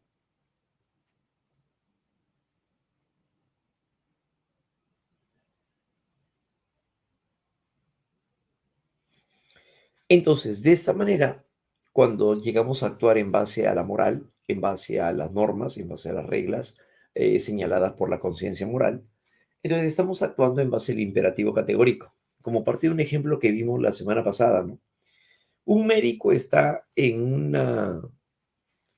eh, entre la espada y la pared, tal vez cuando éste duda si salvar o no una vida, pero luego su conciencia le dicta hacer lo correcto.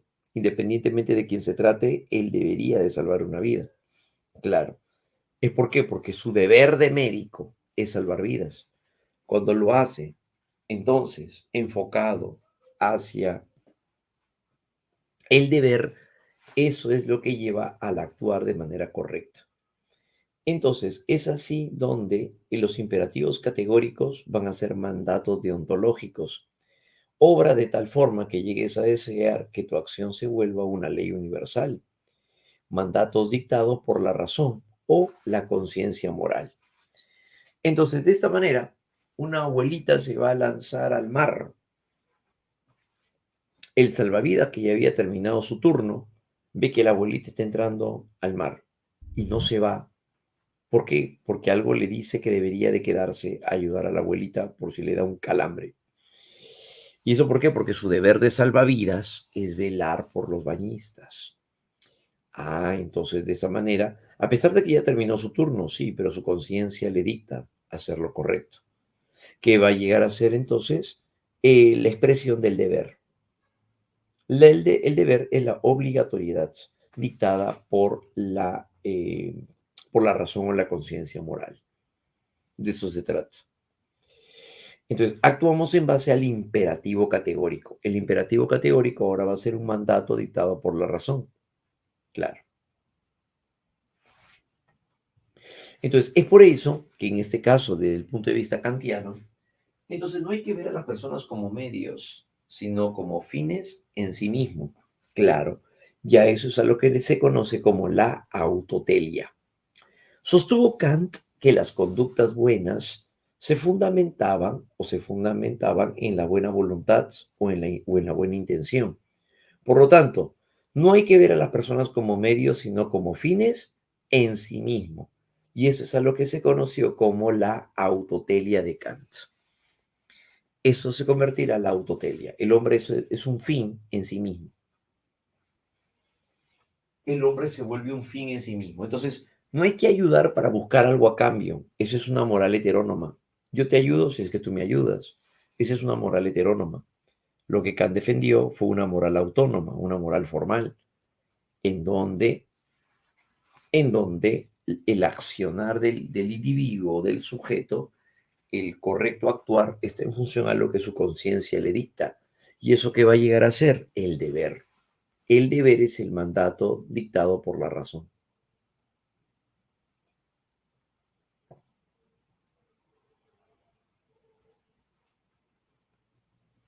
Muy bien, entonces para Kant eso correspondería, ¿no? Pero también tenemos una ética utilitarista. En la ética utilitarista aparece John Stuart Mill y aparece también Jeremy Bentham. En esta filosofía, en la ética utilitarista, y estamos en la época contemporánea, John Stuart Mill y Jeremy Bentham creían que el máximo bien consistiría en buscar la mayor felicidad o beneficio para todos, o al menos la gran mayoría. claro. Y este tipo de moral es aquello que se va a llegar a enfocar hacia también el plano del Estado, o sea, a nivel político. Como por ejemplo, cuando se llega a desatar la pandemia, eh, se buscó llegar a proteger al menos a la gran mayoría. ¿Para eso qué se hizo? Se llegó a restringir la libertad, libertad de expresión, nada, ahora se ve la libertad de expresión, perdón, la libertad del individuo de poder caminar libremente por la calle, no, está prohibido ahora. Entonces, ¿y eso por qué? Porque se interesa por la salud. Cuando no hay trabajo, entonces el Estado comenzó a dar un bono económico.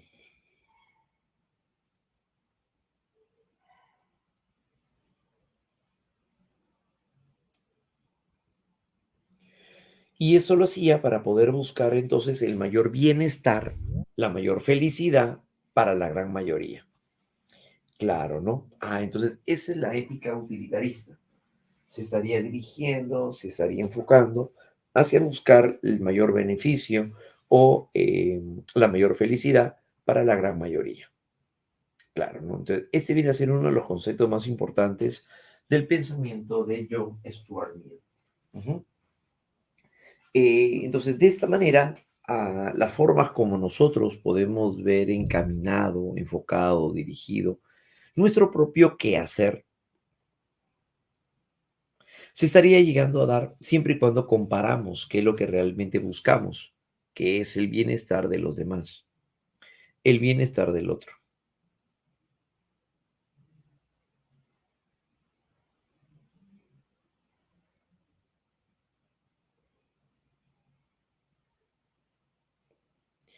Eso implicaría entonces el punto de vista utilitarista de John Stuart Mill y de Jeremy Bentham, ¿no?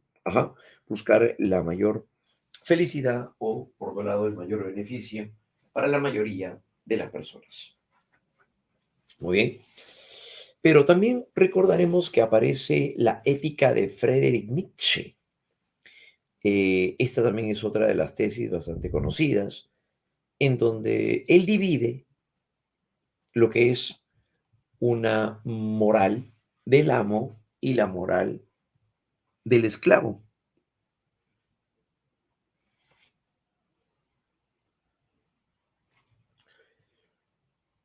A continuación, ¿ahora de qué se trata? Esta tesis caracteriza la ética de Nietzsche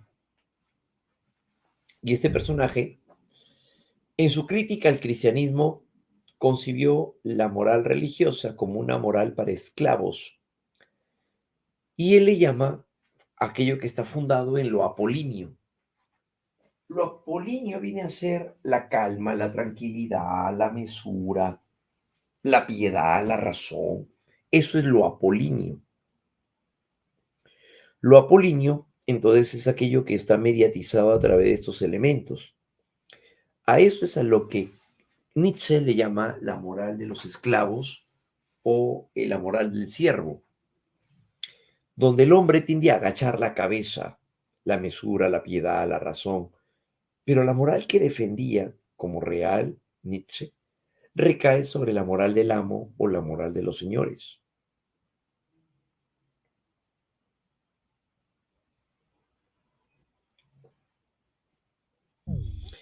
Eso vendría a llegar a ser entonces la moral de los señores.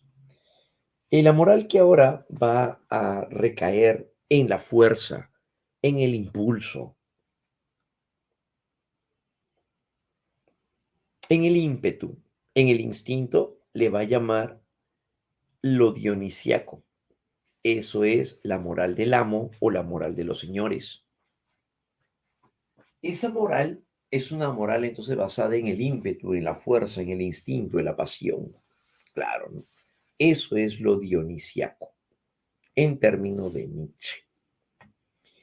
Entonces es a partir de esta fuerza, este impulso, en la cual él se centra la forma correcta de actuar. Claro que sí. es ahí entonces donde se centra la forma correcta de actuar, a través de lo dionisiaco. Cuando un joven duda y dice a lo mejor, no sé si seguir en la universidad por este siguiente mes, o quisiera llegar a descansar un momento y salir y conocer y pasear, porque tengo ese ímpetu de poder hacerlo.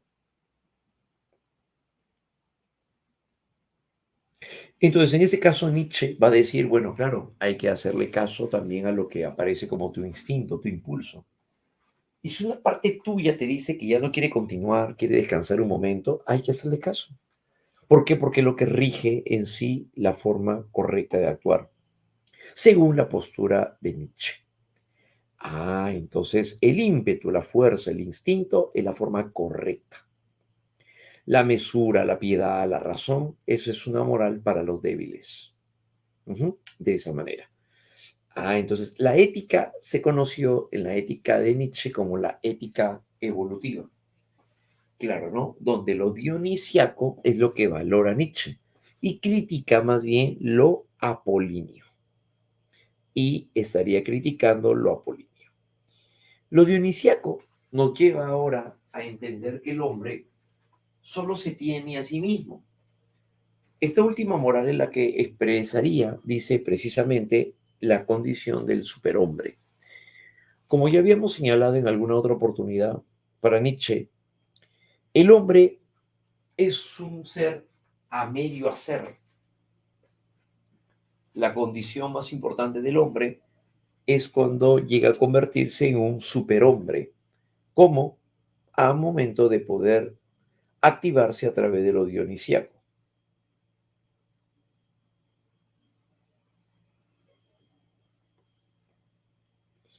Entonces el superhombre es aquel que adopta una moral real, y la moral real es la moral dionisiaca, basada en el impulso, en el instinto, en la pasión. Esa es la moral expresada en el superhombre. Entonces, por eso es que la tesis de Nietzsche es llamada irracionalista. Recuerden que en términos de Nietzsche, su tema, su tesis es irracionalista. ¿Eso qué significa? Al decir que es irracionalista significa que no participa la razón, pues, sino los impulsos y los instintos, como naturalista que es. Entonces, bajo esa idea, para Nietzsche es la forma correcta en la cual se guía el sujeto. Muy bien. Entonces, estas formas de expresión van a llegar a ser muy importantes, sobre todo también para entender, ¿no?, uno de los aspectos más formidables, sobre todo del sujeto, del individuo. Y finalmente tenemos a George Moore. Este personaje considera de que es muy amplio el concepto del bien, y por lo tanto no podemos llegar a presentar una condición universal y aceptable para todos sobre lo que viene a ser el bien. Entonces, en su obra Principia Ética, Moore plantea de que el bien es un concepto imposible de comprender a través de la deducción racional y la experiencia, debido a su característica de simplicidad y obviedad. Estamos hablando de la idea del bien en las distintas situaciones en las que se atraviesan los seres humanos como sujetos morales.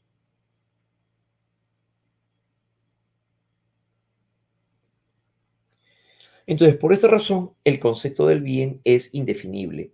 Lo que pasa es que en este sentido, Moore considera de que a través del tiempo el hombre ha buscado darle una explicación a lo que es el bien. Ha tratado de definir lo que es el bien, pero al final no se ha llegado a encontrar un concepto universal de lo que es el bien. Solamente aproximaciones, y al final lleva a la conclusión de que es indefinible.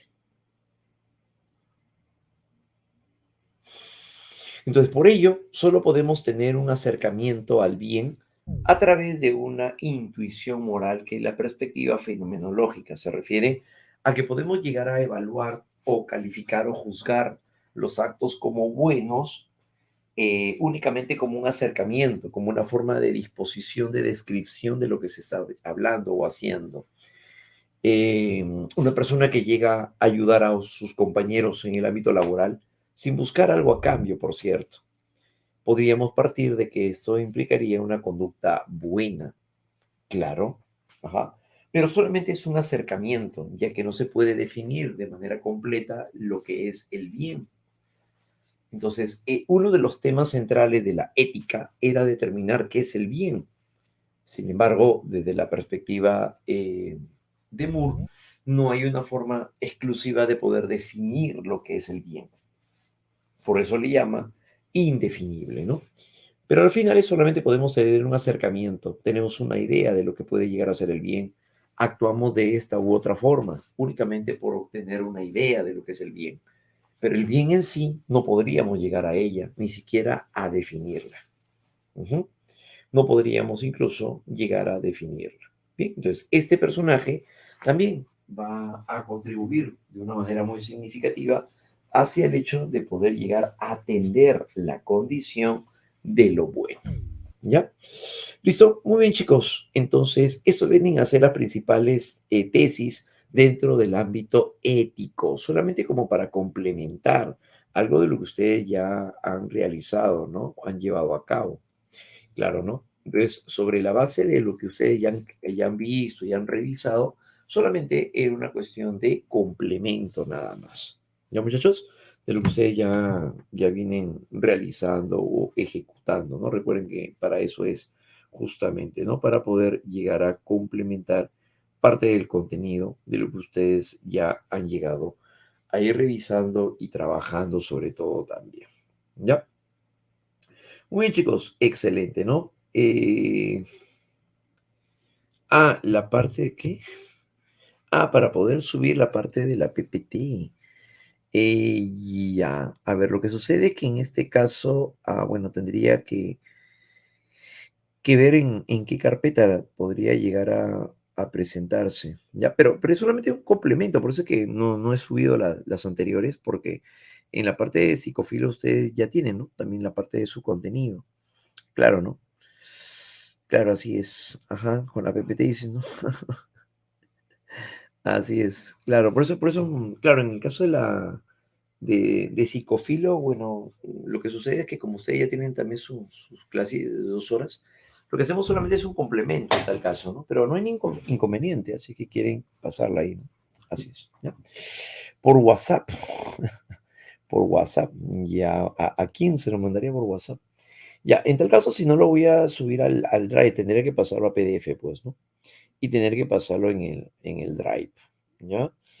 Claro, así es, lo unimos al grupo. Lo unimos al grupo. Chicos. Ya, muy bien. Entonces, de tal manera que en tal caso yo lo subiría pero al Drive. Ahora tendría que ver en dónde estaría esa parte de psicofilo. Que no hay problema, lo podemos llegar a subir como para que ustedes también lo tengan, ¿no? Como parte de un complemento, ¿no? De lo que ustedes ya han venido realizando. ¿Ya? Listo, que lo pongan en clases adicionales. Listo, muy bien, chicos. Hasta ahí entonces vamos a llegar entonces, jovencitos, el día de hoy. La parte de las claves de su material de psicofilo, también lo voy a poner, sino más bien al final, ¿ya? Porque no va a alcanzar el tiempo, ¿ya? Entonces ahí lo voy a colocar al final, la parte de las claves, para que ustedes puedan también, obviamente, autoevaluarse, ¿no? Con ello que hemos venido haciendo. ¿Listo? Listo, muy bien, chicos. Gracias a ustedes, más bien, entonces, nos vemos y que tengan una muy buena noche también, ya para el día de mañana seguir avanzando con lo suyo. Listo, nos vemos chicos, que les vaya muy bien a todos. Chau, chau, chau, chau.